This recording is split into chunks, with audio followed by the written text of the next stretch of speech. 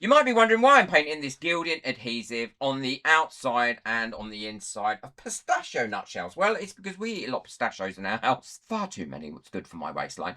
And I don't like chucking the shells away. So what I thought I would do is I'm going to have some fun with these shells and a few other things because I need to make some more little pots with resin. So stick around and see what I'm going to be doing with this once this is dry, both on the inside and on the outside, and how I'm going to finish off these bowls, which I know will be really, really popular. And it's always good to have something that's different than other people have got if you're selling the stuff, or having something that's different around your house if you're making it for yourself. So now these are all dry, what I'm doing is just going over these with some chrome powder and polishing it up. You don't need much, it sticks on here really, really well and gives a lovely chrome effect. And then once I've done the outsides of them, I will paint the insides with the glue and then do the insides with a really light green olive chameleon powder. So these are all finished now, and as you can see, they've come out beautiful, lovely and sparkly, and then nothing's going to come off though, so it's not going to bleed into this pot. Now I've got this, which is fragments of a bowl that I made that I dropped and smashed, and it was a really pretty bowl, so I keep all the fragments, and they're going into this shell mold. And for this one, I've got this. I love the pattern on this, and that is from a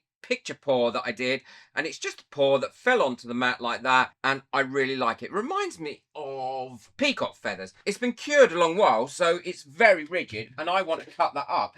So the best way to soften that up again is by getting your hairdryer on hot and just going over it until it's nice and soft. It'll only take a couple of minutes, but it really will make it so much easier to do this. And now once you've got it nice and soft, then you can cut it with a pair of scissors into the shapes that you want. There we go. So I've got that cut out now, and that's going to go, and these are going to go into this bowl here. And while they're still a little bit soft, if I push them in like that, then it's going to hold that shape once they cure. I'll finish off these now. And the last one I'm going to do is with some flowers that I dried in the summer and in the spring. I'm going to make them in this, which is for a candle. And I'm going to be using petals rather than the whole flower. So these pieces should have cooled down now enough for me to be able to take them out and for them to keep their shape. As you can see, they have, look. They're now in the shape of this bowl, so they're not going to stick out and have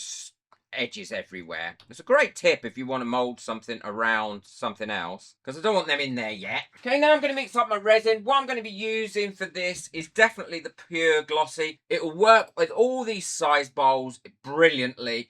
It gives a lovely glossy effect, which you'll see at the end, and it's such good value. I buy it by the gallon.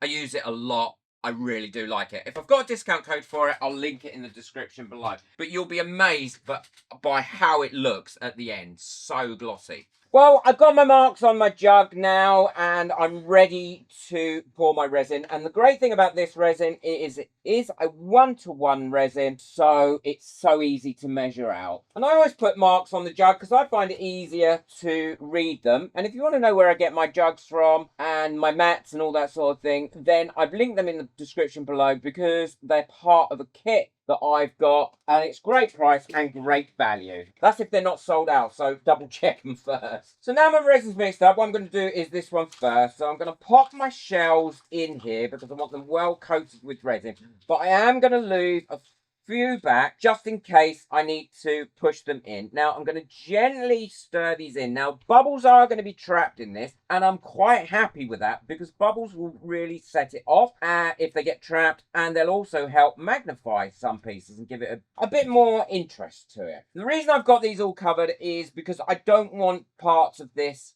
or parts of these shells where there is no resin. Now I can pop these in here like this, push them down, and make sure I've got these shells in all the bits and all the nooks and all the crannies. I don't mind which is facing which way, whether some are facing with the shell on the outside or the inside of the shell on the outside. It really doesn't matter. Okay, and now what I'm going to do is, now that I've got this halfway full, I'm going to pour some resin in it as well. Okay, I've got enough resin in there now, and again, I can then start to put my shells back in. I want a nice, quite flat bottom to this if I can. So any shells that are sticking up too far, then I can just move them over. I'll give it a bit of a squidgy wiggy squidgy in these parts. I will burst any of the bubbles that do come to the top because I don't want those ones there if I can help it. I'll just use a long neck lighter for that. Yeah, I'm quite happy with that. And now all I need to do is top that up again with a little bit more resin in the same way as I topped it up going halfway through. Yep, that'll do.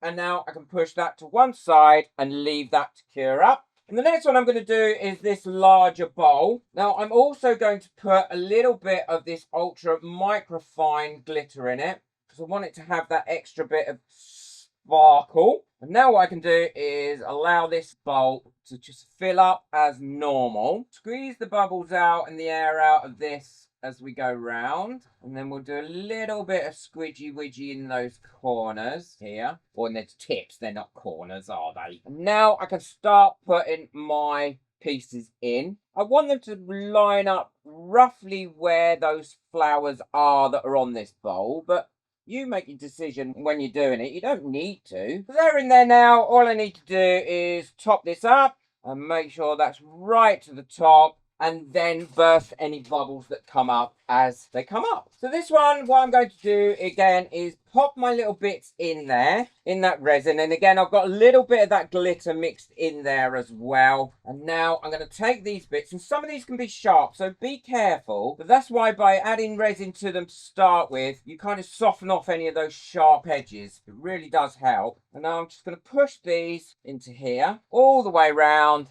fingering them in there. Okay, and then I'm going to just fill that up again using some of this resin that's in here. I'm going to go around and give it a bit of a squidgy widgy because there'll definitely be trapped bubbles in this. And then flatten this base out a little bit more. That bit's no good. It's pushing out too far. I want this fairly flat, this base. Burst any bubbles that come up, and then I'll show you how I'm going to do the flower one as well. So now my resin's mixed up and ready for this one. And what I've got is my leaves. Oh, they're not leaves, are they? They're petals. And I'm popping these in my resin first. Again, this will probably make quite a lot of bubbles. Oh, I don't want that stem in there. But I don't mind about that. And now I'm going to take a wooden spatula rather than my plastic spatula. And I'm gently, without trying to break these leaves, I don't want them to turn to powder. I'm folding them in to this resin so they're all lovely and covered. And I'll make sure they're nicely submerged. And then what I'm going to do now is leave it for about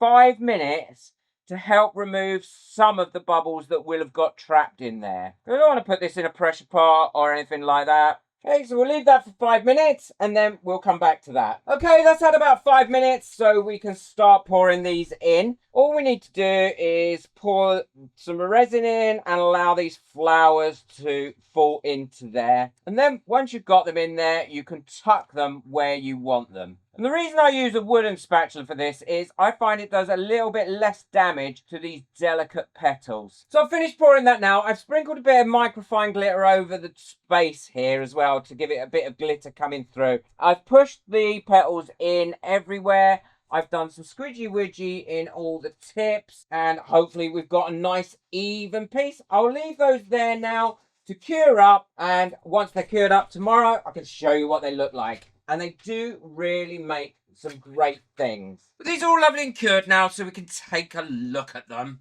I love doing things like this. It really is exciting because you never really know what you're going to get until you demold them. So this is the little shell dish. This is ideal for using for soaps and things like this, or popping near the door and putting your keys. Oh, I think that's come out really, really pretty. Do like that. And again, you've not wasted that resin. You've used all the bits up. A lot of work went into them, so I hope I like this. Oh yeah, I do.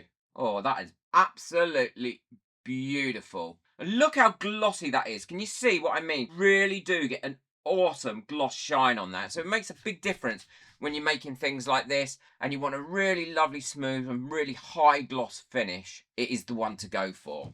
I like the patterns, but I don't know how well they'll have come out in the actual bowl itself. They have come out quite pretty, but I think I shouldn't have had them where the distorted roses are. Although they are looking pretty, and you can see a bit of that glitter in it. Yeah, I do quite like that bowl. It's quite nice. And our little candle holder. Oh, this mould's getting a bit past it now. It's getting a bit old, this mould, so it's losing its shiny surface, but other than that, it's got a really shine in there, and those petals have come out beautiful. I like that technique using petals because it really does finish off and it's so much easier as well. So they've come out really well. I'm going to certainly put them out for sale. So they're great ideas for things that you can sell and you're using up stuff as well. Let me know in the comments what you think. Check out the video I've got coming up next. If you're interested in making money using resin, then this one really will help you as well. Boot that like button, hit that subscribe button, but most of all, enjoy your resin. Take care.